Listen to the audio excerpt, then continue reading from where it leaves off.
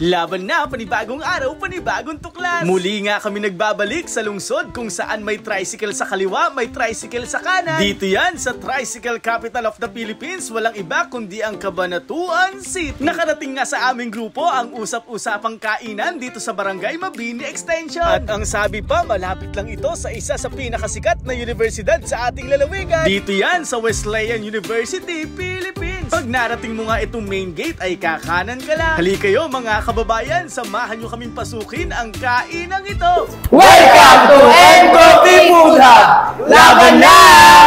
Yun, welcome to M Coffee Food Hub! Ang kainan kung saan nyo matitikman ang masarap na lomi, pares, sisling, budbud meals at lutong ulam. Panalo na dito mga lods dahil ang sisling nila ay 79 pesos lang, dalawa na ang rice. Tapos sa budbud meals, 79 pesos lang din, pero talaga nga namang panalo sa sarap. Huwag nyo rin palalagpasin ang kanilang lomi overload na matitikman nyo sa halagang 50 pesos. At sa masasarap na lutong ulam na 40 pesos ay may mabibili ka na. Suwak na suwak nga ito sa mga estudyante, lalo na yung matitipid dyan. Kung malayo ka naman dito sa Wesleyan ay pwedeng mag-deliver. Syempre, ang delivery fee ay depende sa inyong lokasyon. Bukas ang M Coffee Food Hub mula Lunes hanggang Sabado mula alas 9 ng umaga hanggang alas 10 ng gabi. Ayan nga ang kasama ko mga sisiw, si Pendong at si Gabi. Si Gabi nga dahil sa kasabikan na matikman ang masarap na lomi, ayan nga't napaso pa.